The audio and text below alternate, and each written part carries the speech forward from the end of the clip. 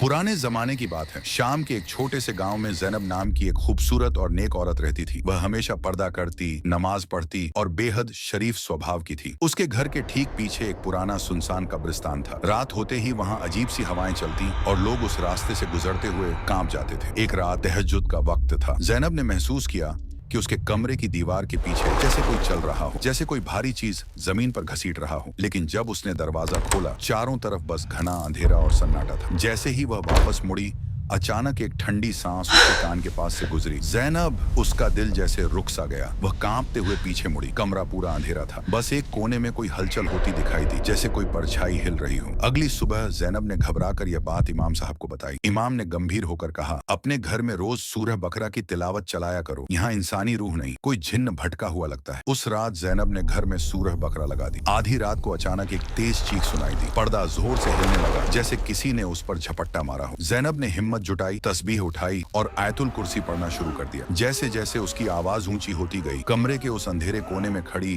परछाई इंसान की शक्ल लेने लगी। धीरे धीरे वह एक लंबा सा डरावना साया बन गया। लंबे कद वाला, लाल आंखों वाला एक जिन्न। उसने गुस्से में कहा, मैं इस कब्रिस्तान का मुसाफिर हूँ। जैनब, तेरी इबादत की रोशनी ने मुझे जला दिया। मैं तुझे नुकसान नहीं पहुंचा सकता। मैं धोखे से इस घर में घुसना चाहता था, लेकिन तेरी तिलावत ने मुझे रोक दिया। जैनब का दिल तेजी से धड़क रहा था, लेकिन उसने पढ़ना बंद नहीं किया। जिन्न झुककर बोला, जो लोग अल्लाह का जिक्र करते हैं, हम उनके करीब नहीं जा सकते। अपनी तिलावत मत छोड़ना, वरना मैं वापस आ जाऊंगा। और इतना कहकर वह धुएं में बदलकर गायब हो गया। सुबह होते होते घर बिल्कुल शांत और सामान्य लग रहा था, जैसे रात को कुछ हुआ ही ना। लेकिन उस दिन के बाद से जैनब ने रोज सूरह बकरा, आयतुल कुर्सी और अल्लाह का जिक्र कभी नहीं छोड़ा, और वह जिन्न कभी वापस नहीं आया।